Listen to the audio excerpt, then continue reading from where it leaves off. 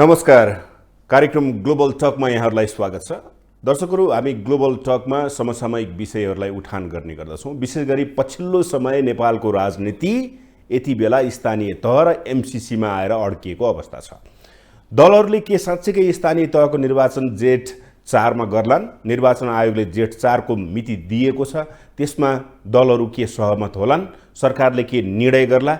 यी यावत विषय छन् र सँगसँगै स्थानीय तह निर्वाचन ऐन कानुन विशेष गरी संविधानसँग बाँझिएको भनेर त्यो विवाद चाहिँ निस्किएको छ। अनि त्यसभित्रको विशेष गरी 2074 सालको वैशाखमा, असारमा र असोजमा भएको स्थानीय तहको 3 चरणमा भएको निर्वाचनले 5 वर्षको कार्यविधि, जुन कार्यकाल भनेर भनिएको छ प्रतिनिधिहरूको, असोजमा निर्वाचित भएका प्रतिनिधिहरूको कार्यकाल 5 वर्ष के जेठमा पुग्ने हो? यी यावत प्रश्नहरू छन् र सँगसँगै एमसीसीसँग सत्ता गठबन्धन कतै टुट्ने त होइन भन्ने आशंकाहरू पनि उब्जिएका छन्। र एकातिर एमसीसी प्रधानमन्त्रीले संसदमा टेबल गर्ने रस्साकस्सी गर्नुभएको छ, तर सभामुख अग्निप्रसाद सापकोटाले भन्नुभएको छ कि एमसीसीलाई मात्रै लिएर संसद खोल्ने होइन कि अन्य अध्यादेशहरू बाँकी छन्, ती अध्यादेशहरूलाई पनि पास गराउनको लागि तम तयार हुनुपर्छ। यी यावत सवालहरूलाई लिएर आज म कुराकानी गर्नेछु। संविधान सभाबाट संविधान बनाउने भनेर दलहरूले संविधान सभामा निर्वाचित सभासदहरूलाई, संविधान सभा सदस्यहरूलाई जुन किसिमको तयारी गर्यो, जसरी संविधान बन्यो, त्यसका एउटा मसौदाकार पनि हुनुहुन्छ। उहाँ नेकपा माओवादी केन्द्रका नेता पनि हुनुहुन्छ र संविधानविद पनि हुनुहुन्छ। खिमलाल देवकोटा यति बेला मसँग हुनुहुन्छ। स्वागत छ। धन्यवाद। नमस्कार। आरामै हुनुहुन्छ? ठिक छु।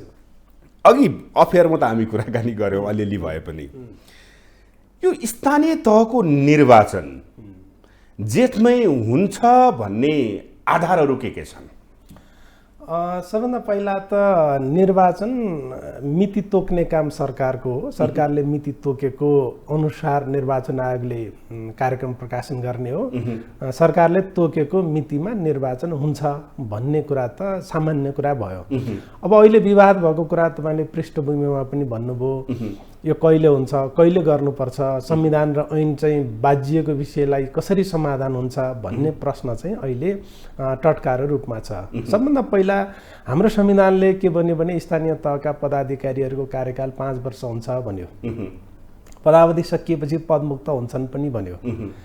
धारा 225 ले उनीहरूको कार्यकाल समाप्त भएको 6 महिना भित्र निर्वाचन हुनेछ भन्यो। कार्यकाल समाप्त भएको 6 महिना भित्र भन्यो। स्थानीय तह निर्वाचन ऐनको दफा 3 ले फेरि के भन्यो भने कार्यकाल समाप्त हुनुभन्दा 2 महिना अगाडि 2 महिना अगावै निर्वाचन हुन्छ भन्यो। भनेपछि अब यो संविधानको धारा 225, संविधानको धारा 116, 216, 215 त्यसले पदावधि तोकेको। त्यसपछि यो स्थानीय तह निर्वाचन ऐनको दफा 3, यसको बीचमा चाहिँ समाधान खोज्नुपर्ने स्थिति हो। अब सरसर्ती हेर्दा, नाङ्गो आँखाले हेर्दा नै संविधान र ऐन बाजियो। 5 वर्षको पदावधि बन्यो। अनि ऐनले के भन्यो भने 2 महिना अगावै निर्वाचन हुन्छ भन्यो। त्यसपछि चुप लाग्यो, ऐन चुप लाग्यो। त्यो 2 महिना के हुन्छ, तिनको पदावधि कसरी गनिन्छ, ती 2टा पदाधिकारी के हुन्छन्, 2 थरी पदाधिकारी भन्ने बारेमा के पनि बोलेन। हो के यसको भन्दाखेरि संविधान र ऐन बाजियो भने संविधान लागू हुन्छ, ऐन स्वतः बदरभागी हुन्छ। कानुनत सिद्धान्त त्यही हो।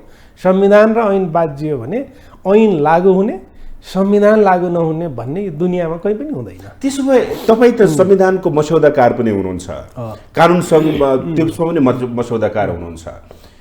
संविधानलाई टेकेर यो कानुन बनाइएको थियो अथवा के थियो भन्नुहोस् त? एक्ज्याक्टली, तपाईँले एकदमै राम्रो कुरा गर्नुभयो। यो बारेमा धेरै कसैले पनि प्रश्न उठाएका छैनन्, छलफल पनि भएको छैन। यो ऐन ल्याउने बेलामा त्यति बेला गृहमन्त्री मान्य विमलेन्द्र निधि हुनुहुन्थ्यो। निर्वाचन आयोगको प्रमुख निर्वाचन आयुक्त अयोधी प्रसाद यादव हुनुहुन्थ्यो। उहाँहरूले संविधान बमोजिम नै विधेयक ल्याउनु भयो। संविधान बमोजिम विधेयक ल्याउँदा के भन्नुभयो भने कार्यकाल समाप्त भएको 6 महिनाभित्र निर्वाचन हुनेछ। त्यो अवधि चाहिँ अहिले भएका चाहिँ पदाधिकारीहरूले निरन्तर उनीहरूले काम गर्नेछन् भनेर त्यो विधेयक लिएर आउनु भएको थियो संसदमा राज्य व्यवस्था समितिमा। राज्य व्यवस्था समितिका केही माननीयहरूले कहाँ यो हुन्छ, स्थानीय तह रिक्तताको कल्पना गर्न सकिन्न, रिक्त बनाउन हुँदैन, रिक्त बनाउने मात्रै होइन 2 महिना अघि चुनाव गर्नुपर्छ भनेर चाहिँ इमोसनमा आएर 2 महिना अगाडि चुनाव गर्ने भनिदिनु भयो। त्यसपछि 2 महिना अगाडि चुनाव गरेपछि ती पदाधिकारी के हुन्छन्, कसरी जान्छ, पदावधि 5 वर्ष संविधानले तोकेको के हुन्छ, धारा 225ले चाहिँ पदावधि समाप्त भएको 6 महिनाभित्र निर्वाचन हुनेछ भनेको के हुन्छ भन्ने कुरातर्फ पटक्कै ध्यान गएन। किन कुन सांसदहरू थिए त्यस्तो जबकि 2 महिना अगाडि संविधानले 6 महिना व्यवस्था गर्यो, तर कानुन बनाउँदाखेरि 2 महिना बहकावमा आएर कसरी बन्यो त त्यसो भए? अब अहिले ती मान्यहरूको नाम लिनु राम्रो हुँदैन। तथ्यले भन्छ राज्य व्यवस्था समितिमा त्यति बेला रहनुभएका मान्यहरू उहाँहरू जिउँदै हुनुहुन्छ अहिले पनि। मान्य गृहमन्त्री त्यति बेला विमलेन्द्र निधि हुनुहुन्थ्यो, अयोधी यादवजी त्यसको निर्वाचन आयोगको प्रमुख हुनुहुन्थ्यो। उहाँहरू 2 जनाले यति मजासँग डिफेन्ड गर्नुभयो, यो हुँदैन, संविधान विपरीत बनाउन हुँदैन भनेर चाहिँ भन्नुभयो। तर उहाँहरूले चाहिँ मान्नु भएन। नमानेपछि यो बनाएको कुरा हो, 2 महिना अगाडि चुनाव गर्ने भन्नुभयो हो। यसले सिर्जना गरेको समस्या हो, यो सबभन्दा ठुलो कुरा भनेपछि एउटा कुरा अलिकता जनतालाई बुझ्ने छुसर बताइदिनुहोस्, कुन दल सहभागी थिए 2 महिना अगावै गर्नुपर्छ भनेर? त्यति बेला अलि बढी चाहिँ नेकपा एमालेका सांसदहरू राज्य व्यवस्था समितिमा हुनुहुन्थ्यो। उहाँहरूले यो कुनै हालतमा हुँदैन, हामीलाई थाहा छ, पहिला चाहिँ 17, 18 वर्ष 19 वर्ष चाहिँ स्थानीय तह रिक्त भएको पीडा हामीलाई थाहा छ, त्यसकारण रिक्त राख्न हुँदैन। जे भए पनि संविधानसँग मिल्ने कुरा, त्यो मन्त्रालयले सरकारले त संविधानसँग मिल्ने गरी विधेयक लिएर आएको थियो। यो संविधानसँग बाजिन्छ भन्दा हामी बाजिने कुरा हामी थाहा छैन, तर 2 महिना अगाडि निर्वाचन गर्नुपर्छ भन्नुभयो। र बाहिर गर्वका साथ के भन्नुभयो भने स्थानीय तहको निर्वाचन कार्यकाल समाप्त हुनुभन्दा 2 महिना अगाडि गर्ने व्यवस्था गरियो भनेर गर्वका साथ छाती फुलाउँदै सेयर गर्दै हुनुहुन्थ्यो। अहिले तर समस्या त्यहीँबाट निस्कियो, संविधानसँग बाजियो भन्ने कुरा। अब अहिले त्यसको प्रिकसन के पर्ने भयो भने अब अहिले तपाईँको 2 महिना अगाडि निर्वाचन गर्नुपर्ने यदि कानुनलाई मानिराख्ने हो भने, संविधानसँग बाजियो भनेर नमान्ने हो भने फागुनको महिनाभित्र चुनाव भइसक्या हुनुपर्छ, जेठमा भएर हुँदैन। त्यो कानुन विपरीत हुन्छ। हरेक मान्छेले, कानुन हेर्ने मान्छेले त के भन्छ भने 2 महिना अगाडि चुनाव हुनुपर्छ भनिसकेपछि अहिले भइरहेका पदाधिकारीहरूलाई 2 महिना अगाडि चुनाव भइसकेको, फागुनमा चुनाव भइसकेको पदाधिकारी ठान्छ। त्यसकारण जेठमा चुनाव गरियो भने पनि त्यो कानुन विपरीत हुन्छ। अब भनेपछि यही विषयलाई लिएर निर्वाचन आयोगले पहिला वैशाख 14 र 22 गतिको मिति तोक्यो, त्यसमा दलहरू सहमत भएनन्। अहिले जेठ 4 को समय तोकेको छ। तपाईले भन्नुभयो कि संविधान र कानुन बाजिन्छ। अब यो परिवेशमा के हुन्छ? हो, सबभन्दा दुर्भाग्य नै यो हो। अब निर्वाचन आयोग मिति तोक्ने निकाय होइन। यो पनि फेरि म तपाईलाई भनौँ, हामीले संविधान बनाउने बेलामा निर्वाचनको मिति संविधानमा राखौँ भन्यो। यति गते गर्न सक्छौं भनेर प्रस्तावित गर्न त सक्छ नि निर्वाचन आयोग? हैन, उनले प्रस्ताव पनि गर्ने होइन। म अन्तरिम संविधानमा संशोधन समितिको पनि सदस्य हुँदा अन्तरिम संविधानमा हामीले संविधानमा नै मिति तोकेका थियौँ। संविधान सभाको निर्वाचन चैत्र 28 गते हुनेछ भनेर हामीले लेखेका थियौँ। तर त्यो संशोधन गर्नु पर्यो, त्यो अवधिभित्र भएन, तर मिति चाहिँ संविधानमा तोकिया थियो। त्यही अनुसार संविधानमा मिति तोकौँ भन्यो, सकिएन। ऐनमा मिति तोकौँ भन्यो, सकिएन। निर्वाचन आयोगलाई मिति तोक्ने अधिकार दिउँ भन्यो, त्यो पनि सकिएन। अहिले बनेको ऐनले के भन्छ भने नेपाल सरकारले मिति तोक्नेछ, मिति तोक्नु अगाडि निर्वाचन आयोगसँग परामर्श गर्नेछ, नेपाल सरकारले तोकेको मिति अनुसार निर्वाचन आयोगले कार्यक्रम प्रकाशन गर्नेछ भन्ने मात्रै हो। त्यसकारण निर्वाचन आयोग मिति तोक्ने हतारो गर्ने संस्था होइन। भनेपछि ऐन कानुन बनाउँदाखेरि है, तपाईले अघि भन्नुभयो कि संविधानले मिति सकिएको 6 महिनाभित्र निर्वाचन गर भन्दा भन्दै 2 महिना अगावै गर्नुपर्छ भनेर ऐन कानुन बन्यो। एउटा संवैधानिक निकाय उसको क्षेत्राधिकारभित्र पर्ने कुरा, उसलाई मिति तोक्ने अधिकार नदिएर सरकारका थाप्लोमा तपाईँहरूले कानुन बनाउनु भएको छ। यो कानुन क्षेत्राधिकारभित्रको कामहरू त तिनै संवैधानिक निकायहरूलाई दिँदाखेरि के हुन्थ्यो, त्यो बेला सोचिएन? एकदमै होइन, मैले भने नि यो अहिलेसम्म सरकारले नै निर्वाचनको मिति तोक्ने हो अहिलेसम्मका कानुनहरूमा। तर हामीले अन्तरिम संविधानमै मिति तोक्यौँ।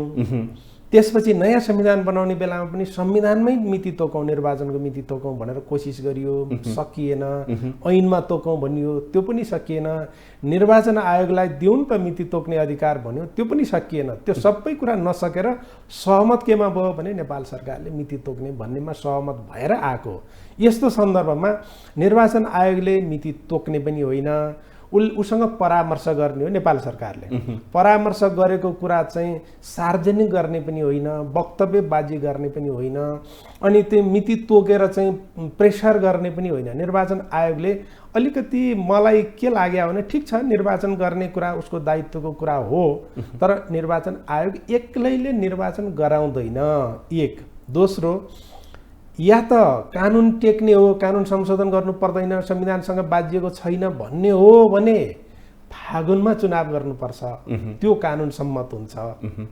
होइन, फागुनमा नगरेर वैशाखमा या जेठमा चुनाव गर्ने हो भने त्यो संविधान सम्मत पनि भएन, कानुन सम्मत पनि भएन, बनाउन त पर्यो नि। त्यसकारण अहिलेको चुनौती के हो भने भइरहेको ऐनलाई संविधान सम्मत बनाउनै पर्छ। तपाईँ जेठमै चुनाव गर्ने हो भने पनि, जेठ 5 या कति भन्नुभएको छ त्यसमै गर्ने हो भने पनि 2 महिना अगाडि चुनाव गर्नुपर्छ, चुनाव हुनेछ भन्ने कानुन राखी तपाईँ चुनाव गर्न सक्नुहुन्छ। भनेपछि त उसले त निर्वाचन आयोगले त सिधै भनेको छ नि त, कानुन संशोधन गर्नु पर्दैन, संविधान संशोधन गर्नु पर्दैन, जेठ 4 मा निर्वाचन सम्भव छ।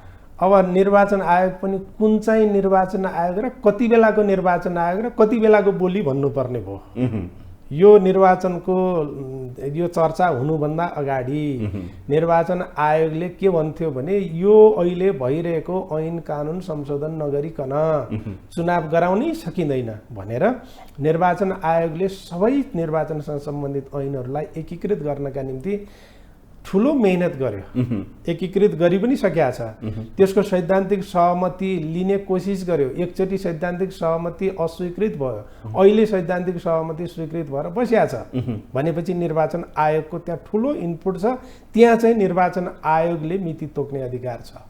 त्यसकारण यो मात्रै होइन, यो ऐन मात्रै होइन, टोटल निर्वाचनसँग सम्बन्धित ऐनहरू परिमार्जन गर्न जरुरी छ भन्ने निर्वाचन आयोगको आफ्नो स्ट्यान्ड हो। त्यसपछि पछिल्लो चरणमा आएर यो दुईटा ऐन र चाहिँ संविधान बाजिए, यो चाहिँ मिलाउनु पर्यो। या त ऐन बमोजिम गर्ने हो भने फागुनमा चुनाव गर्नु पर्यो, होइन भने मिलाउनु पर्यो भन्ने चाहिँ भर्सन आयो बिचमा। अहिले के आइराखेको छ, होइन ऐन पनि संशोधन गर्नु पर्दैन, संविधान पनि संशोधन गर्नु पर्दैन, बाजिएको पनि छैन। ऐन 2 महिना अगाडि चुनाव गर भन्छ, संविधान 6 महिनाभित्र भन्छ, तै पनि बाजिएको छैन भन्छ। निर्वाचन आयोगले जे भन्यो त्यति मानिदिनु पर्ने होइन। त्यसकारण चुनाव गर्ने दायित्व उसको हो, तर ऊ हतारिएर उसले चुनाव तोक्ने अधिकारी पनि होइन। त्यसकारण म यी सबै कुरा भन्दै पनि म के कुरा भन्छु भने निर्वाचन आयोगलाई मिति तोक्न दिएको भए हुन्थ्यो नि त ऐनमा। अहिले ऐन संशोधन गरेर निर्वाचन आयोगलाई मिति तोक्ने अधिकार दिए हुन्छ नि, अहिले पनि संविधान अनुकूल बनाउने त्यो ऐनलाई, अनि त्यसपछि मिति तोक्ने अधिकार चाहिँ सरकारलाई होइन निर्वाचन आयोगलाई दिउँ नि त, अथवा ऐनमै लेख्दिउँ न त। त्यसो गर्न किन हुँदैन? होइन, त्यसो नगरिकन गरियो भने फेरि पनि म भन्छु यो चुनाव प्रश्नको घेरामा आयो, न संविधान टेक्यो न ऐन टेक्यो भन्ने हो मेरो भनाइ। अब यहाँनिर एउटा प्रश्न, म केही अतिथिहरूसँग कुराकानी गर्दाखेरि एउटा प्रश्न आएको थियो, यो कानुन त के हुन्छ मलाई थाहा छैन। जस्तै जेठ 4 मा निर्वाचन गर्ने भनिएको छ। 2074 सालमा 3 चरणमा निर्वाचन भयो, एउटा वैशाखमा, एउटा असारमा, एउटा असोजमा। संविधानले भन्छ 5 वर्ष कार्यकाल, 6 महिनाभरिमा तिमी निर्वाचन गर। ऐनले भन्छ 5 वर्ष कार्यकाल सकिनुभन्दा 2 महिना अगावै भनेर भनेको छ। अब यसलाई आधार कुनलाई मान्ने भन्ने प्रश्न छ नि त। जस्तै वैशाखको त वैशाखमा सकिएला, जेठको निर्वाचन भयो, असारको त फेरि 1 महिना बाँकी नै रह्यो, 2 महिना अगाडि पनि भएन। असोजकोले के गर्ने? भोलि मुद्दा पर्यो भने के अवस्था आउन सक्छ? हो यसमा पनि विवाद भयो र निर्वाचन आयोग फेरि सहजै उसले के भन्छ भने निर्वाचन स्थानीय तह निर्वाचन ऐनको दफा 4 के भन्यो भने दफा 4 उपदफा 4ले चाहिँ के भन्यो भने यो जुनसुकै मितिमा निर्वाचन भएको भए पनि उपदफा 1 बमोजिम निर्वाचन भएको मिति मानिनेछ भनेर भनेको त्यो भनेको हो भनेको जेठमै भएको वैशाख 31 गते भएको निर्वाचनलाई नै कार्यकाल आरम्भ भएको मानिनेछ भनेर त्यो ऐनले भन्यो। त्यसकारण चाहिँ त्यसमा विवाद छैन भन्ने निर्वाचन आयोगको कुरा छ। तर तपाईले उठाएको प्रश्न चाहिँ संविधानले त 5 वर्ष भन्यो नि, 5 वर्ष भन्यो नि, असोजलाई के गर्ने हो? एक्ज्याक्टली, संविधानले 5 वर्ष भनेको ऐनले चाहिँ 6 महिना अगाडि चाहिँ तिम्रो कार्यकाल सकियो भन्दिन पाइन्छ? ल ऐनले भनेछ अरे, त्यसो भन्न पाइन्छ? संविधानले 5 वर्ष भन्यो भनिसकेपछि त हो त्यो पनि प्रावधान बाज्यो। कार्यकाल वैशाख 31 गते निर्वाचन हुनेहरूको कार्यकाल पनि 5 वर्ष हुन्छ भन्यो संविधानले। अनि असोज 4 गते भएको पनि 5 वर्ष हुन्छ भन्यो। ऐनले एकै मितिमा भएको मानिन्छ भन्यो नि त भनेर तर्क गरिएला। तर मैले ऐन समात्ने कि संविधान समात्ने? ऐन र संविधान बाजियो भनेदेखि त संविधानै लागू हुन्छ भन्ने कुरा त मैले पढेको कानुनले, मैले पढेको संविधानवादले त त्यही भन्छ नि त। भन्छ हो, यहाँनिर पनि प्रश्न छ। त्यसकारण यो कुरा पनि मिलाउनु पर्छ। यो कुरा पनि नमिलाइकन निर्वाचन गरियो भने त्यो निर्वाचन संविधान सम्मत पनि नहुने भयो, कानुन सम्मत पनि नहुने भयो। अर्को प्रश्न यहाँनिर छ। त्यसकारण अहिले फेरि पनि प्रश्न के भने यसो भन्दै गर्दा यो स्थानीय तहको निर्वाचन नचाहेको हो कि भन्ने तर्क गर्ने, कुतर्क गर्ने काम पनि भइराखेको छ। तर्क के हो भने तपाईँ जे गर्नुहुन्छ कानुन सम्मत गर्नु पर्यो नि। राज्यले गर्ने कुराका निम्ति फेरि प्राकृतिक व्यक्ति र कानुनी व्यक्तिका बीचमा यति भिन्नता छ। कानुनी व्यक्ति हो राज्य भनेको। कानुनी व्यक्तिलाई जे कुरा गर्नु भनेको छ त्यो कुरा मात्रै गर्न पाइने हो। प्राकृतिक व्यक्तिलाई जे कुरा नगर्नु भनेको छ, नगर्नु भनेकोदेखि बाहेक अरू सबै गर्न पाइने हो। निर्वाचन आयोगलाई जेठ 4 गते मिति तोक्ने भन्ने कुरा चाहिँ कानुनले रोकेका छैन भन्न पाइँदैन। भनेपछि त एउटा प्रश्न सोध्न मन लाग्यो कि यहाँ चाहिँ सरकार भनेको कानुन हो, एकदम कानुनी अनुसार व्यक्ति हो, संविधान अनुसार चल्ने हो। चल्छ। तपाईहरुसँग दलको नेतृत्वले कुनै छलफल गर्छ यस्ता विषयमा? अब हाम्रो परम्परा कस्तो हो भने संविधान र कानुन बनाउने बेलामा हामी लामो समयसम्म छलफल गऱ्यौँ। छलफल गरेरै त्यो काम भयो। र अहिले पनि सरकारले आफ्नो हिसाबले कन्सल्टेसन त गर्यो, नगरेको होइन। तर पार्टीभित्र यसका बारेमा मसिनो गरी छलफल हुने परम्परा चाहिँ कुनै पनि पार्टीमा छैन। यो चाहिँ अलिकति समस्याको कुरा हो। तर नेतृत्वलाई लाग्यो भने उनले चाहेका मान्छेहरू जम्मा गरेर छलफल हुने कुरा काम चाहिँ हुने गर्छ। ल यही सन्दर्भमा सरकारको कानुनी सल्लाहकार भनेको महान्यायाधिवक्ता। महान्यायाधिवक्ताले यो संविधान र कानुन बाजिएको छ, त्यसकारण संविधान अनुकूल ऐन नबनाइकन चुनाव गर्न सकिन्न भन्ने उहाँको राय। निर्वाचन आयोगले के भन्दियो? होइन, संविधान र कानुन बाजिएको छैन भन्दियो। निर्वाचन आयोगको पनि कानुनी सल्लाहकार भनेको महान्यायाधिवक्ता हो। महान्यायाधिवक्ता भनेको सरकारको मात्रै होइन, राज्यको कानुनी सल्लाहकार हो।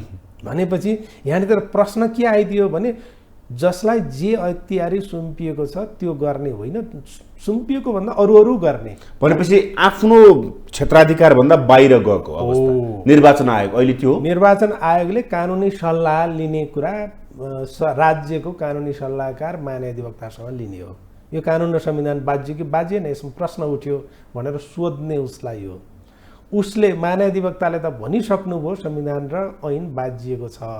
अनि त्यो बाजिएको छ भन्ने राय हुँदै निर्वाचन आयोगले होइन यो बाजिएको छैन भन्ने जबरजस्ती गर्न हुन्छ। भनेपछि कुनै दलको इन्फ्लुएन्समा निर्वाचन आयोग चलेको छ भन्दा फरक पर्छ? अब यो के भन्छन्, सिँगारी हराउने बाघ कराउने भन्या जस्तो निर्वाचन आयोगले के अरे त्यो जेठ 4 गते चुनाव हुनुपर्छ भनेर फेरि पनि उसले सिफारिस के अरे गर्यो रे। यसो भन्दै गर्दा ठ्याक्क त्योभन्दा केही अगाडि प्रमुख प्रतिपक्ष दलको नेता केपी ओलीले 4 गते चुनाव हुनुपर्छ भनेर भनिरहनु भएको थियो। म छक्क परेँ।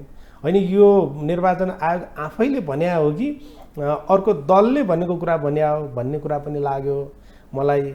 निर्वाचन आयोगले आफ्नो स्ट्यान्ड कायम राख्न नसकेको पनि मैले देखेँ। सँगसँगै फेरि म यो कुरा पनि जोड्न मन लाग्यो कि निर्वाचन आयोगमा अहिले 2 थरी आयुक्तहरू हुनुहुन्छ। एक थरी आयुक्तहरू संसदीय सुनवाई पार गरेर आउनुभएको आयुक्त हुनुहुन्छ। एक थरी आयुक्तहरू चाहिँ संसदीय सुनवाई नै पार नगरिकन आउनु भएको छ भनेपछि उहाँहरूको त संसदप्रतिको त जवाबदेही रहेन। तर फेरि दुर्भाग्य संसदप्रति उत्तरदायी नभएका, संसदीय सुनवाई नभएका आयुक्तहरूको बहुमत छ भनेपछि हो यसको प्रभाव कहीँ न कहीँ छ भन्ने मलाई लाग्छ। प्रभाव छ, इन्फ्लुएन्स छ, प्रष्टै देखियो नि, प्रष्टै देखियो नि। भनेपछि निर्णय गरिसकेपछि नेतृत्वले तपाईहरुसँग सल्लाह गर्छ कि संवैधानिक जटिलताहरू, कानुनी जटिलताहरू आउँदाखेरि पहिला तपाईहरुसँग छलफल गर्छ? के हो परिस्थिति? कानुनी जटिलता, संवैधानिक जटिलताका बारेमा समय हेरेर हैन, अब नेतृत्वले पहिला निर्णय गर्ने, त्यसपछि अब त्यसमा के आउँछ त्यसपछि तपाईहरुसँग परामर्श गर्ने हो कि तपाईहरुसँग परामर्श गरेर निर्णय गर्ने हो? त्यसो त परामर्श गरेरै निर्णय गर्ने गर्छ। तर अब हामीसँग गर्ने सरसल्लाह भनेको संवैधानिक र कानुनी पाटोको हुन्छ। निर्णय गर्ने कुरा राजनैतिक निर्णय हुन्छ। तर निर्वाचन भनेको संवैधानिक कानुनी मात्रै प्रश्न भएन, यो राजनीतिक निर्णय पनि हो। त्यसो भएको हुनाले धेरै राजनीतिक मिसिएका निर्णयहरू गर्दा राजनीतिक नेतृत्वले अलि बढी पहलकदमी लिन्छ। तर सल्लाह नगर्ने भन्ने होइन, सल्लाह चाहिँ गर्छ। तर तपाईले भने जस्तो यति घनीभूत सरसल्लाह चाहिँ हुने गरेको मैले पाउँदिनँ। किनभने 1 महिनादेखि त निर्वाचनका बारेमा सरसल्लाह भइ नै राखेको छ नि। तर त्यो निर्वाचन ऐन कसरी आएको थियो, कसरी प्रस्ताव गरिएको थियो, संविधान अनुकूल कसरी प्रस्ताव गरेको थियो, संविधान विपरीत कसरी पास भयो भन्ने कुरा त आजका मितिसँग कहीँ छलफल भएको मैले पाउँदिनँ। यो कुरा त एकदम सार्वजनिक कुरा हो नि, संसदमा रेकर्डमा छ नि। यस्तो पनि हामी कहाँ चाहिँ जानकारीमा लिने चलन छैन भनेपछि हामीसँगको परामर्शको स्तर कति कमजोर होला भन्ने कुरा त स्वतः अनुमान गर्छ। अब भनेपछि यही अवस्थामा संविधान कानुन तपाईको बुझाइमा संविधान कानुन बाजिएको छ, निर्वाचन आयोगले यो बाजिदैन भनेको अवस्था छ भनेपछि यो संविधान बाजिएर गरिएको निर्वाचन, कानुन बाजिएर निर्वाचन गरिएको निर्वाचन असंवैधानिक हुने देखियो नि त। त्यसरी त प्रश्न त उठ्यो, प्रश्न संविधान अनुकूल निर्वाचन हुँदै छैन भन्ने कुरा देखियो, कानुन अनुकूल पनि हुँदै छैन भन्ने कुरा पनि देखियो। अनि संविधान र ऐन बाजियो कि बाजिएन भन्ने बारेमा कानुनी राय दिने कम्पिटेन्ट अथोरिटी भनेको महाधिवक्ता, अनि बाजियो र नबाजिएको चाहिँ डिक्लेयर गर्ने संविधान बमोजिमको संवैधानिक इजलास।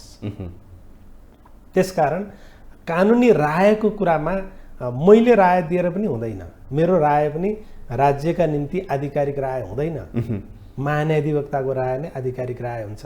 निर्वाचन आयोगले दिएर पनि त्यो चाहिँ आधिकारिक राय हुँदैन। निर्वाचन आयोगले संविधान र कानुन बाजियो कि बाजिएन भन्ने बारेमा बाजिएको छैन भन्ने अथोरिटी निर्वाचन आयोग होइन।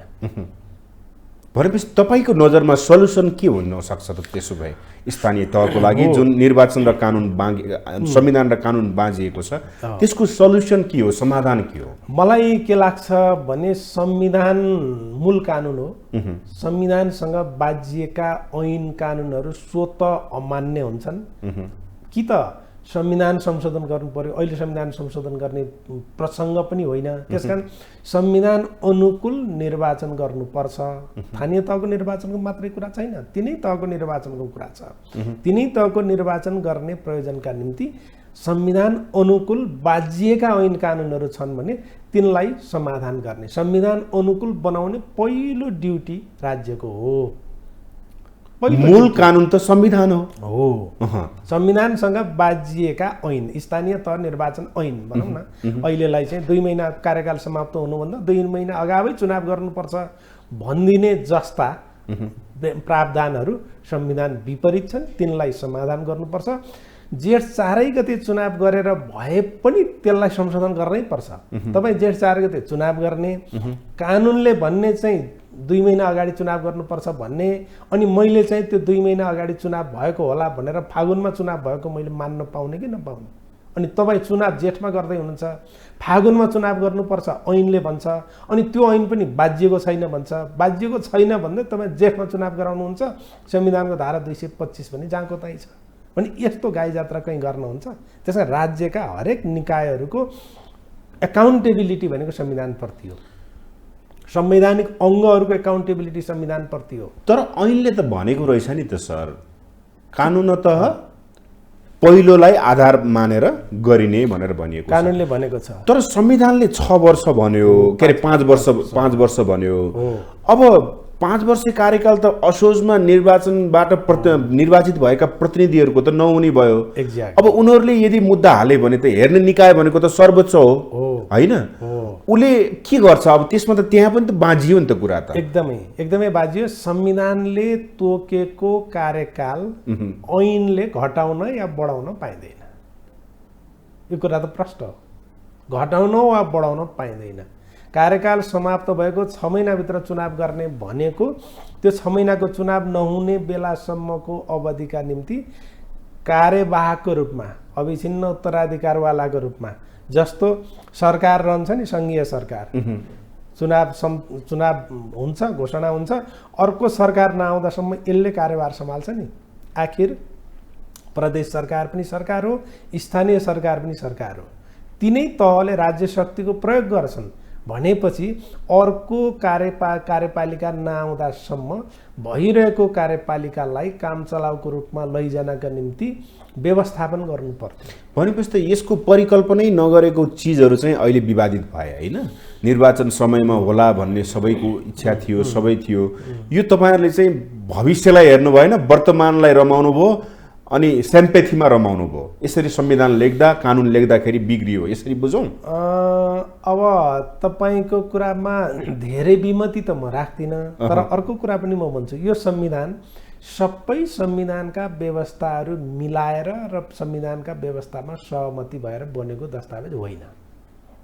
संविधान बनेपछि, संविधान पास गरेपछि 1 हप्ताभित्र फलानु प्रधानमन्त्री हुन्छ भन्ने कुरा ग्यारेन्टी गरेका कारणले बनेको संविधान हो। संविधानमै लेख्यौँ हामीले 1 हप्ताभित्र प्रधानमन्त्रीको चुनाव हुन्छ, 21 दिनभित्र राष्ट्रपतिको चुनाव हुन्छ, 1 महिनाभित्र सभामुखको चुनाव हुन्छ भनेर लेखेको अहिले पनि संविधानमा छ नि। त्यो लेख्या कारणले संविधान बन्या हो। सबै कुरा मिलाएर बनेको होइन। तर त्यो सरकार बनिसकेपछि तपाईँले ख्याल गर्नुभयो भने 72 असोज 3 गते संविधान जारी भयो।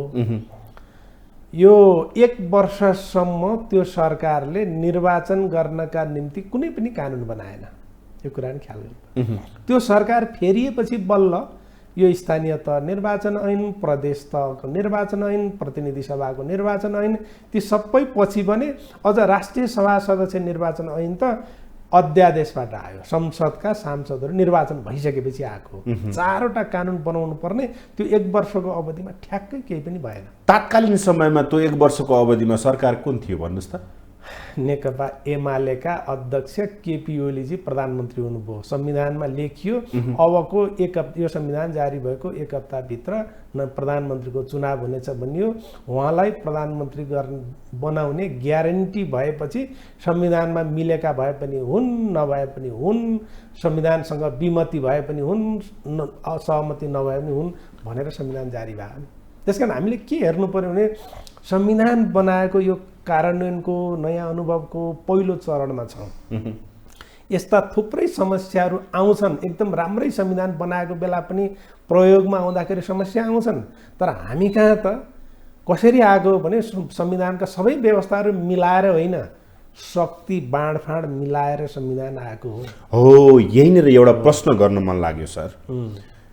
70 दशकको अवधिलाई हेर्दाखेरि पोलिटिकल पार्टीहरूले जसरी संविधान परिवर्तन सँगसँगै संविधान जारी गरे, जतिवटा संविधान जारी गरे, त्यसको औसत आयु भनेको 10 वर्ष है। 10 वर्षको आयु। अघि तपाईँले भन्नुभयो कि ऐन कानुन बनाउँदाखेरि सेम्पेथीमा, बहकावमा आएर, इमोसनमा हामीले ऐन कानुन बनाइयो, संविधानलाई टेकिएन, भन्दै पनि टेकिएन। भनेपछि यो संविधानको पनि आयु भनेको यही हो। अब लगभग सकिन लागेको अवस्था हो त। त्यसो भए अब दूरदर्शितामा कमी आउँदाखेरिको परिणाम मैले भन्दैछु। ठिकै तपाईँले भनेको, म यो संविधानको आयु यति नै हो त म भन्दिनँ। किनभने यो संविधान भनेको अरू संविधानभन्दा फरक संविधान हो। संविधान सभाबाट बनेको संविधान भएको हुनाले यसको चाहिँ संशोधन भइरहन्छ। तर संविधान चाहिँ फ्याँकिँदैन, संविधान चाहिँ आयु सिद्धिँदैन। योभन्दा अगाडिका संविधानहरू शासकहरूले जारी गरेका संविधान थिए। 7 दशकमा 7वटा संविधान आएकै हो। हामीलाई अन्तरिम संविधान बनाउन 15 दिनको म्याद दिएको थियो। त्यसले संविधान सभाको चुनाव गराउनेसम्म मात्रै भनिएको थियो, तर त्यसले पनि 10 वर्ष शासन गर्यो नि। 10 वर्ष त सबैले गरे, तर यो संविधानको आयु तोक्न मिल्दैन, किनभने यो संविधान सभाबाट बनेको संविधान हो। संशोधन गर्नुपर्छ, संविधान अनुकूल ऐन कानुन बनाउनुपर्छ, बाध्यका छन् भने संविधानकै प्रावधानहरू बाध्यका छन् भने संविधान पनि संशोधन गर्नुपर्छ। भनेपछि संविधान संशोधन गर्नको लागि अहिलेको परिवेशमा तपाईँले भन्नुभयो कि परिस्थिति त जटिल छ, कानुनी त संवैधानिक जटिलता त छ कानुनमा र संविधानमा। अब यसलाई संशोधन गर्नको लागि संसद अवरुद्ध छ। तपाईँ नेकपा माओवादी केन्द्रको नेता पनि हुनुहुन्छ, सत्ता गठबन्धनको नेता पनि हुनुभयो, के हुन्छ अब हामीलाई बताइदिनुहोस् त। अब अहिले संविधान संशोधनको प्रसङ्ग छैन र संविधान संशोधन गर्न जरुरी पनि छैन। ऐन संशोधन गर्न जरुरी छ। त्यसो भएको हुनाले ऐन संशोधन गर्ने भनेको संसदले हो, संसद चालु छ। यदि समयमा निर्वाचन खोजेको हो भने बाहिर त चाहिँ विभिन्न प्रहसनहरू पनि भइरहेका छन्, चुनाव घोषणा गर भन्ने पनि आइराखेको छ। त्यसो गर्ने हो भने ऐन संशोधन गर्नका निम्ति संसद त खोल्नुपर्छ।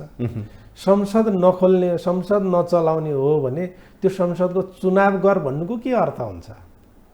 स्थानीय तहको पनि चुनाव गर भन्नुको के अर्थ हुन्छ? यस्तै गर्ने हो र स्थानीय तह पनि चल्न नदिने, प्रदेश र सङ्घ पनि संसद पनि चल्न नदिने हो भने चुनाव गर भन्नुको अर्थ के हुन्छ? तर यसैमा पनि प्रमुख प्रतिपक्षले रिथिङ गर्छ होला।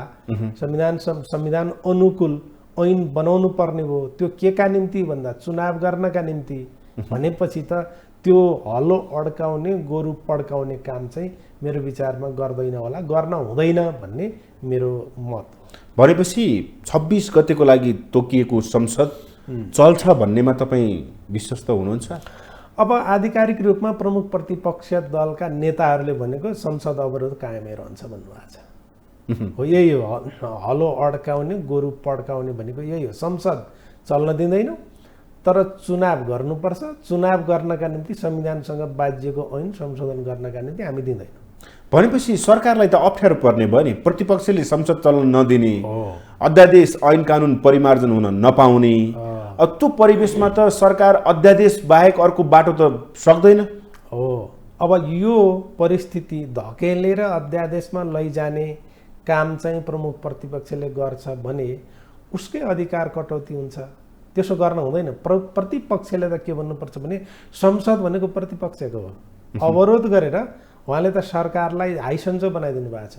सरकारका मन्त्रीहरू संसदमा जानु परेको छैन, त्यहाँ गएर जवाफ दिनु परेको छैन, जनताका सरोकारका प्रश्नहरू त्यहाँ उठाउन पाइएको छैन, मन्त्रीहरूलाई चाहिँ प्रश्न सोध्न पाइएको छैन। भनेपछि संसद अवरोध गरेर प्रतिपक्षले चाहिँ आफैलाई घाटा बनाइराखेको छ। यति कुरा त कम्तीमा बुझ्नुपर्ने हो, किनभने संसदीय अभ्यास लामै भएको पार्टी हो नेकपा एमाले। तर कहाँ एमाले फस्यो भन्ने लाग्छ। सानो इगोमा संसद अवरुद्ध गर्न सुरु गर्यो र अवरोध चाहिँ निरन्तर हुन थाल्यो। भन्दै गर्दाखेरि त त्यो पार्टीका अध्यक्षले भन्नुभएको छ यो संसद रहेसम्म चल्न दिन्न। चल्नै दिन्न भन्ने हो भनेदेखि त किन चाहियो चुनाव, किन चाहियो संसद, कानुन किन चाहियो, संविधान किन चाहियो, जङ्गली राज अराजकता सिर्जना गरे भइगयो नि। तर त्यस्तो होला भन्ने मलाई लाग्दैन। छलफल भएको छ, बुझ्नु भएको छ? छलफल चाहिँ निरन्तर। अब समस्या के भयो भने सार्वजनिकै भएको छ। सर्वदलीय बैठक प्रधानमन्त्री बोलाउनुहुन्छ, प्रमुख प्रतिपक्ष दल आउँदैन, संसद अवरुद्ध छ। प्रधानमन्त्रीले सरकारका प्रतिनिधिहरू बारम्बार पठाउनुहुन्छ उहाँको निवासमा, कुराकानी गर्नुहुन्छ। उहाँ के भन्नुहुन्छ भने उही मलाई त्यही केटी चाहिन्छ भने जस्तो गरी मलाई सभामुख मन परेको छैन, उसलाई चाहिँ राजीनामा उसलाई हटाउनुहोस्। गठबन्धन मन परेको छैन, गठबन्धन तोड्नुहोस्। एमसिसी गठबन्धनले पास गर्दिन भनेको छ, त्यो एमसिसी म पास गरिदिन्छु, गठबन्धन तोडिदिनुहोस्। माधव र प्रचण्डलाई छोडिदिनुहोस्, म समर्थन गर्छु। अब यस्ता तर्कहरू गर्नुभएको छ जुन तर्कको संवैधानिक, कानुनी र राजनीतिक ग्राउन्ड म देख्दिनँ। भनेपछि यही परिवेशमा हेर्दाखेरि अलिकता जोड दिउँ, एमसिसीको विषय ट्याक्कै आइहाल्यो। संसद अवरुद्ध छ, प्रधानमन्त्रीले एमसिसी पास गर्ने भन्नुभएको छ। यता प्रतिपक्षी दल नेकपा एमालेको नेतृत्वले सभामुखलाई हटाउनुहोस् भनेको छ, होइन, गठबन्धन तोड्नुहोस् भनेको छ। यी समग्र परिवेशले चाहिँ गठबन्धन टिक्दैन कि भन्ने आशंका बाहिर, गठबन्धन तोडिन्छ कि भन्ने आशंका, यो छ के देख्नुहुन्छ तपाईँ? पहिलो कुरा त यो गठबन्धन चाहिँ त्यत्तिकै लहरमा बनेको गठबन्धन होइन। संसद विघटन भयो, संसद दुई पटक 6 महिनाभित्र दुई पटक संसद विघटन भयो। त्यो संसद विघटन भनेको संविधान विघटन हो। संविधान विघटन भनेको संघीयता, गणतन्त्र, समावेशी समानुपातिकता समेत विघटन हो भन्ने अर्थमा लिएर अनि त्यसलाई जोगाउनका निम्ति भनेर बनेको गठबन्धन हो। भनेपछि त्यत्रो मिसनका साथ बनेको गठबन्धन सानो एउटा स्वार्थका निम्ति भत्किन्छ भनेर कसैले कल्पना गर्यो भने त्यो चाहिँ शौर्य कल्पना मात्रै हुन्छ भन्ने मलाई लाग्छ। गठबन्धन भत्किँदैन, पहिलो कुरा यो। दोस्रो कुरा चाहिँ तपाईँले एमसीसीको कुरा गरिहाल्नुभयो। मेरो कुरा चाहिँ के हो भने यो एमसीसी भनेको संविधान बमोजिम संसदबाट अनुमोदन गर्ने स्तरको सम्झौता होइन। हाम्रो संविधानले भन्नु पर्यो नि कुन चाहिँ संविधानको धाराले यो एमसीसीलाई चाहिँ त्यहाँ संसदमा लैजानुपर्छ र संसदबाट पास हुनुपर्छ भनेर कहाँ भन्छ हाम्रो संविधानले?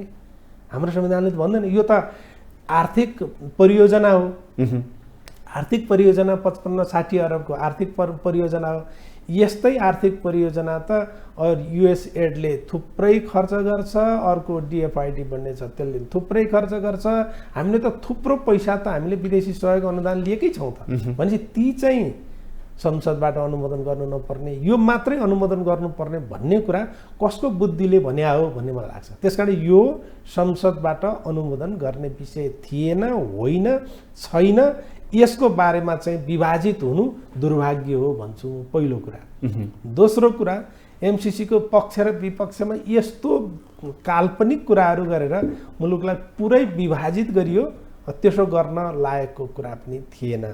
तेस्रो कुरा अहिले यस्तो स्थिति बन्यो सत्तामा बस्नेहरू चाहिँ खास गरी अमेरिकाको दबाबमा यसलाई जसरी नै पास अमेरिकासँग चाहिँ दोस्ती गाढा बनाउनु पर्ने, तर बारदलीबाट तल ओर्लिने बेलामा जनताले चाहिँ खबरदार पास गर्लास् भन्ने यस्तो ठाउँ छ नि त। आखिर जनता होला नि त चाहिने। पुग्या पनि त्यो बारदलीमा पुग्या पनि जनताकै मतले होला, सिंहदरबार बालुवाटार शीतल निवास पुग्या पनि जनताकै मतले होला। भने जनताको अभिमत चाहिँ यो परियोजनाको विपरीतमा छ भन्ने कुरा त सबैले बुझेका छन्। यसलाई चाहिँ यो तिगडम चाहिँ गठबन्धन भत्काइदिने तिगडमका रूपमा मात्र लिनुको कुनै अर्थ छैन भन्ने मलाई लाग्छ। अब यहाँनिर आउँदाखेरि के भयो भन्दाखेरि एमसीसीको बारेमा 6 प्रश्नहरू चाहिँ माओवादी र समाजवादीले सोधेको अवस्था छ। एउटा आइपीएसमा पर्छ कि पर्दैन, एउटा चाहिँ सत्ता गठबन्धनमा यसले चाहिँ यो सैन्य गठबन्धनसँग आबद्ध छ कि छैन, जमिनको स्वामित्व नेपालको हुने हो होइन, बौद्धिक सम्पत्ति नेपालको हुन्छ कि हुँदैन, लेखा परीक्षण नेपालमा हुन्छ कि हुँदैन, अनि त्यसपछि नेपालको कानुन आकर्षित हुन्छ कि हुँदैन भनेर यी 6 प्रश्नको उपयुक्त जवाफ मागेको अवस्था छ माओवादी केन्द्र र नेकपा एकीकृत समाजवादीले। भनेपछि यो परिवेशलाई हेर्दाखेरि प्रधानमन्त्रीले चाहिँ टेबल गर्ने भन्नुभएको छ 26 घरकेला, तर टेबल गर्ने भन्नुभएको छ। अघि तपाईँले भनेअनुसार एमसीसी पास गराइदिन्छु गठबन्धन तोड भन्ने प्रतिपक्षको जुन सुझाव आएको छ प्रधानमन्त्रीलाई भने यो आधिकारिक त होइन, तर सुन्नमा आएका कुरा। अब यसले गर्दाखेरि चाहिँ कतै गठबन्धन तोडिने हो कि यसको एन्सर आयो भने चाहिँ गठबन्धनले पास गर्ने तदारुकता देखाउँछ कि के हुन्छ? मेरो विचारमा यो गठबन्धन भनेको चाहिँ स्थायी चिज होइन, यो अस्थायी चिज हो। त्यसकारण अस्थायी चिज आवश्यकतामा गठबन्धन बन्छन्, आवश्यकतामा गठबन्धनहरू भत्किन्छन्। त्यो बन्नुपर्छ, भत्किनु पनि पर्छ। तर प्रतिगमन विरुद्धको आन्दोलनको औचित्य सकिएको हो भने गठबन्धन भत्किन्छ। संविधान जोगाउने कुरा, संविधानले प्राप्त गरेका उपलब्धिहरू जोगाउने कुरा, अग्रगमनलाई कायम राख्ने कुरा अब चाहिँ एकदम लिकमा हिँड्यो मुलुक भन्ने हो भने यो गठबन्धन चाहिँ प्रतिगमनका विरुद्ध बनेको गठबन्धन भयो हुनाले त्यसको सकिन्छ। त्यसकारण त्यसका आधारमा गठबन्धन बन्ने र भत्किने भन्ने हो। जबकि आजका मितिसम्म गठबन्धनका नेताहरूले इन्क्लुडिङ प्रधानमन्त्रीले पनि यो गठबन्धन चुनावसम्मै जान्छ भन्नुभएको छ। त्यसो भएको हुनाले यो चिज हो। तर त्यही एमसीसीका इस्युमा लिएर कसैको बहकाउमा लाएर संविधान अनुसार संसदबाट पास गर्नै नपर्ने चिजलाई जबरजस्ती संविधान विपरीत संसदमा टेबल गर्ने अनि त्यसपछि त्यही बहानामा चाहिँ गठबन्धन तोड्ने काम गरियो भने यो पनि अर्को मूर्खता हुन्छ। मेरो विचारमा त्यस्तो नहोला भन्ने म ठान्छु। अब यहाँनिर आउँदाखेरि कस्तो भन्दाखेरि संसद अवरुद्ध छ, एमसिसीलाई मात्रै लिएर संसद खोल्ने भन्ने कुरा पनि आएको छ। यो विषयमा सभामुखले मान्नु भएको छैन। सभामुखले भन्नुभएको छ कि तेजाब आक्रमण, यौन हिंसा, रेड सञ्चालन लगायतका अध्यादेश रोकिएको अवस्था छ, फङ्सनिङ भएको अवस्था छैन। त्यसमा संसदमा एमसिसी मात्र प्रस्तुत हुन सक्दैन भन्नुभएको छ सभामुखले। भनेपछि परिस्थिति के हुन्छ? अब यो विषय चाहिँ संसदको बिजनेसको कुरा हो हैन। संसद चाहिँ अवरोध खोल्नु पर्यो सबभन्दा पहिला। संसद अवरोध खोलिसकेपछि संसदमा प्रायोरिटीमा रहेका एजेन्डाहरू प्रशस्त छन्। त्यो मध्येमा कुन चाहिँ संसदमा चाहिँ पेश गर्ने, कुन पेश नगर्ने भन्ने कुरा सभामुखको चाहिँ विशेषाधिकारको कुरा पनि हो। एजेन्डाहरू सेट गर्ने काम चाहिँ सभामुखले गर्ने हो। त्यहाँ कार्यव्यवस्था परामर्श समिति छ, त्यसको परामर्श लिने हो। त्यो परामर्श लिँदा र त्यो परामर्श चाहिँ सभामुख सन्तुष्ट हुनुभयो भने त्यो विषय सदनमा टेबल गर्ने कुरा होइन। भनेदेखि त सभामुखले टेबल गर्ने कुरा तपाईँले या मैले या अरू कसैले चाहिँ यो टेबल गर्नै पर्छ भनेका आधारमा टेबल हुँदैन। किनभने यो त 5-7 वर्ष भइसक्यो नि त यो विषय। आजका मितिसम्म चाहिँ यो टेबल हुनु नपर्ने अनि अहिले चाहिँ टेबल हुनुपर्ने खण्ड खातिर के आइपर्यो त्यस्तो? टेबल नभएकै कारणले आकाश खस्छ, धरती भाँसिन्छ, त्यसो पनि होइन। जबकि त्यसमा पनि थुप्रै प्रश्नहरू अनुत्तरित छन् भन्ने कुरा त स्वयं गठबन्धनका सबैले इन्क्लुडिङ प्रधानमन्त्रीले पनि थुप्रै प्रश्नहरू छन् भन्नुभएको छ। भनेपछि ती प्रश्नहरूको उपयुक्त जवाफ नदिकन अझ त्यसमा त राष्ट्रघात हुने कुरा छन् भन्ने कुरा छ भनेपछि प्रधानमन्त्रीले नि के भन्नुभएको छ भने के म राष्ट्रघाती हो, राष्ट्रघाती सम्झौता म चाहिँ सदनमा लगेर पास गराउँछु भन्ने ठान्नु भएको छ? राष्ट्रवादका निम्ति, डेमोक्रेसीका निम्ति लडेको मेरो सम्पूर्ण जीवन होइन, म त्यसो गर्छु पनि भन्नुभएको छ प्रधानमन्त्रीले। भनेपछि प्रधानमन्त्रीले भनेका कुरा पनि सन्तुष्ट हुनु, प्रधानमन्त्री स्वयं पनि सन्तुष्ट हुनु पर्यो, सभामुख स्वयं पनि सन्तुष्ट हुनु पर्यो, गठबन्धन सन्तुष्ट हुनु पर्यो र मुलुक सन्तुष्ट हुनु पर्यो। यो एमसिसी राष्ट्रघाती छैन भन्ने कुरामा कम्तीमा जसलाई चाहिँ त्यस्तो लागेको छ ती सबै सन्तुष्ट हुनु पर्यो नि, सन्तुष्ट बनाउनु पर्यो। हिजो प्रश्न चाहिँ सरकारको मात्रै प्रश्न भइदिएको भए सरकारले यस्ता थुप्रै सम्झौताहरू अनुमोदन गरेका छ नि, संसदमा पेशै गरेका छैन, जनतालाई थाहै छैन। यो सम्झौता पनि सरकारले नै गरिदिएको भएदेखि त केही चर्चैको कुरा हुने थिएन। संविधानले पेश गर्नु पर्दैन भन्दा भन्दै पेश गर्नुपर्ने कारण के हो? त्यसो हो भने त कतै नेपालको हार्मोनीलाई विभाजन गर्नका निम्ति यो एमसिसीलाई प्रयोग त गरिँदै छैन। नेपाली जनताको एकतालाई विभाजन गर्नका निम्ति यो प्रयोग त गरिँदै छैन भन्ने प्रश्न पनि त उठ्छ नि। अब यहाँनिर आउँदाखेरि तपाईँले अघि भन्नुभयो कि कतिपय परियोजनाहरू सरकारले अथवा सम्बन्धित मन्त्रालयले निर्णय गरेर परियोजनाहरू लागू भएको अवस्था छ। तर एमसिसीलाई संसदमै लैजानुपर्ने, टेबल गर्नुपर्ने, संसदबाटै पास गर्नुपर्ने यो अहिले परिवेश निस्कियो, जसका कारण यो विवादित पनि बनेको छ। तर विवादित बन्दा भन्दै पनि प्रधानमन्त्रीको जिम्मेवारी टेबल गरिदिने, पास भए पनि फेल भए पनि त्यहीँबाट हुन्छ भन्ने यो त सही छ नि, होइन र? एकदम ठिक हो। तर यो ओरिजिनल डकुमेन्टमा संसदमा लैजानु पर्ने थिएन। 2017 मा गरेको डकुमेन्टमा संसदमा लग्ने विषय होइन यो। 19 मा जति बेला ओलीजी प्रधानमन्त्री हुनुहुन्थ्यो, खतिवडाजी अर्थमन्त्री हुनुहुन्थ्यो, खतिवडाजीले अर्को सम्झौता गरेर संसदबाट अनुमोदन गराउने भनेर शर्त थपिदिनु भयो। त्यो शर्त थप्ने बेलामा कहीँ छलफल भएन, सरसल्लाह पनि भएन, गोप्य रूपमा त्यो थपिदिएका कारणले अहिले आयो नि समस्या। समस्या त्यहाँ हो। त्यसकारण चाहिँ ओरिजिनल नै यो संसदबाट पास गर्ने भनिएको भए ओरिजिनल अब सुरुवातदेखि नै यसको चाहिँ गल्ती भएको रहेछ, अब के गर्ने त, अब जाउँ भन्ने कुरा हुन्थ्यो होला। बिचमा आएर चाहिँ भएको गल्तीलाई त करेक्सन गर्नु पर्यो नि, करेक्सन गर्नु पर्थ्यो।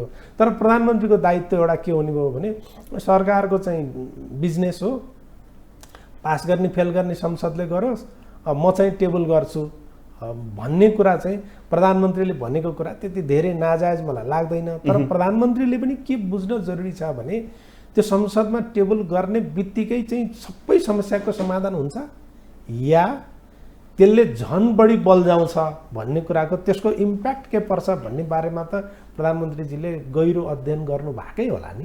भनेपछि यही परिवेशमा एमसीसी स्थानीय तहको निर्वाचनलाई लिएर सत्ता गठबन्धन टिकिरहन्छ अथवा तपाईहरू निर्वाचनका लागि डराउनु भएको छ, एमसीसीलाई हतियार बनाउनु भएको छ राजनीतिक, कसरी बुझौँ? अब हो यो निर्वाचन चाहिँ एउटा पवित्र काम हो, निकै ठुलो मिसनको काम पनि हो जोसँग एमसीसी तुलनै हुँदैन भनेपछि त्यो तुलनै नहुने चिज यसरी च्याखे किन थापिँदैछ भन्ने चाहिँ त्यसले झन् प्रश्न उब्जाइदियो नि। निर्वाचन गर्ने हो भनिसकेपछि ल अब यो विषय चाहिँ निर्वाचन पछाडि भन्दा सबभन्दा सजिलो हुन्थ्यो नि, आजसम्म गर्नु नपर्ने निर्वाचनको मुखैमा आएर त्यसलाई गर्ने भनेपछि त निर्वाचनको बेलामा चाहिँ जनतालाई विभाजन गर्ने षड्यन्त्र हो नि त। त्यसै हो यस्तो षड्यन्त्र हो भने त्यो षड्यन्त्रमा फस्न हुँदैन नि त। यो विषय अझै छलफल गरौँ, एउटा निर्कलमा पुगौँ, त्यसपछि निर्वाचन नयाँ निर्वाचित सरकारले गर्छ भनेर भन्नु मध्यमार्गी पनि हो, सबभन्दा राम्रो उपाय पनि हो। धेरै धेरै धन्यवाद छ। हस् यहाँलाई धन्यवाद। उहाँ हुनुहुन्थ्यो संविधान सभा सदस्य, संविधानविद, नेकपा माओवादी केन्द्रका नेता खिमलाल देवकोटा। हवस् त आजको लागि ग्लोबल टक यति नै। सम्पूर्ण टिमसहित मलाई पनि आज्ञा दिनुहोस्। नमस्ते।